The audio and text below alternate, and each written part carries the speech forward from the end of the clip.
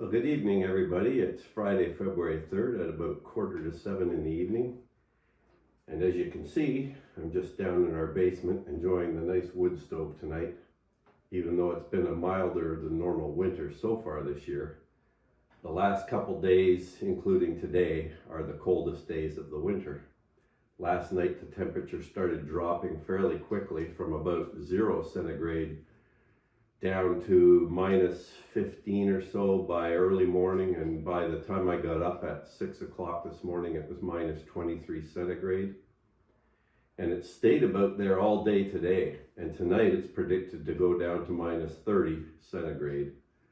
So that's where she's going tonight. Definitely the coldest night of the year. There are extreme cold warnings out all around eastern Ontario and eastern Canada and down into the northeastern US right now. But surprisingly, the temperature is going to start going up tomorrow, and we're expecting a high of minus 8, I think it is, and then rising to minus 1 tomorrow night by the next morning. So this real cold spell, luckily, is only lasting for a couple days. In a typical winter, it wouldn't have been too uncommon to have a stretch of weather like that for 2 or 3 weeks.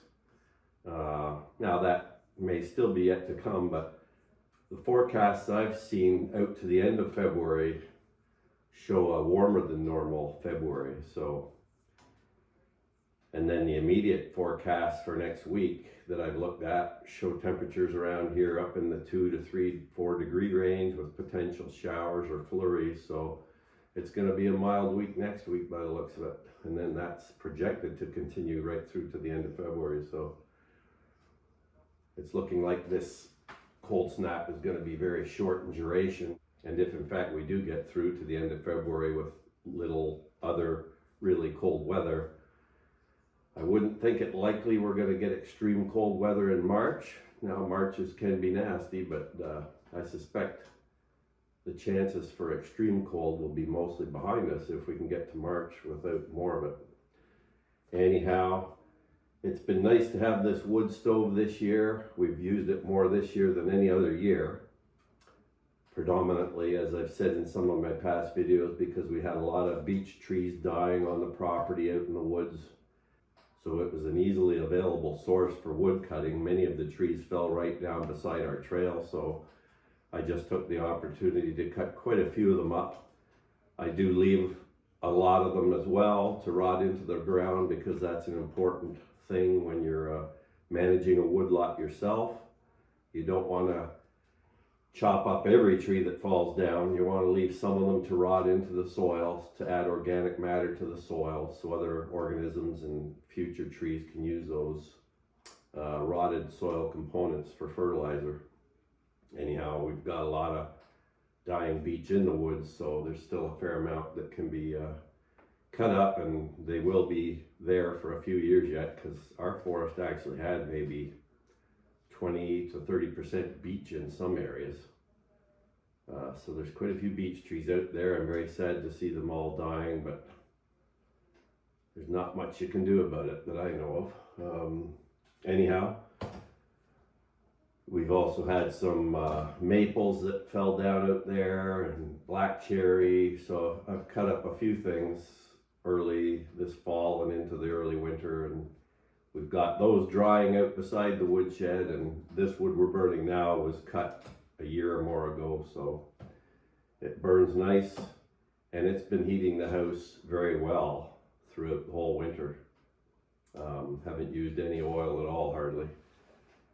And it's surprising because this is a fairly sizable house. I don't know, 2,500 square feet on 2 levels, and this little wood stove manages to heat the whole thing quite easily to a comfort level, even on these really cold days. Does a good job. This is a Pacific Energy stove. We got it shortly after we moved into the house, so it's basically almost 20 years old, I guess, that we've had it. We had our chimney cleaned out this fall by a chimney sweep. He said we should be good to go for another 3 years at least. So good to keep the chimney clean. I don't think it was too dirty because we hadn't really used this steadily, as I mentioned, just on and off over the years we've had it, really. Just when the weather got colder, we typically started using this. I hadn't really gone out to cut a lot of wood. Again, I don't really like cutting down live trees that much. I never really had it all. I'd always used just trees that had fallen down. I don't really like to cut our live trees because our woods aren't huge here. And if you start cutting down live trees to fulfill your wood burning needs, especially if you're going to burn all winter, then you'd be talking probably, I don't know, 10 or more good sized trees, I suspect, every year, but just guessing from what I've seen this year. When we built this house, we wanted to have an energy efficient house.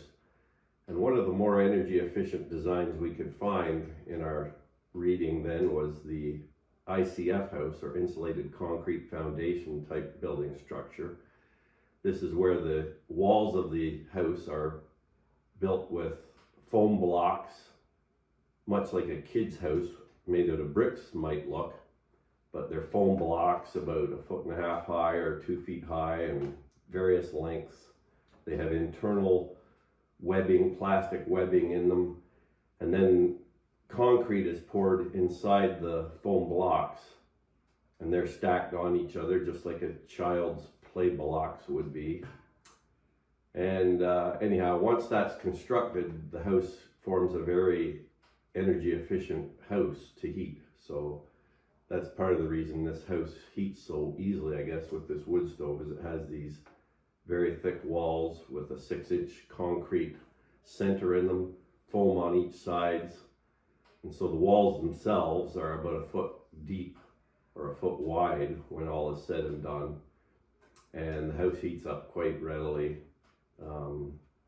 even with just a little wood stove like this. So we did really want that, thinking ahead into the future, and happy we did that. I think we also like the nice wide windowsills that building style allows. Because of the thick walls, you have windowsills that are about 10 inches wide on the inside, so you can put plants and various other things on the windowsills for space too, which is nice.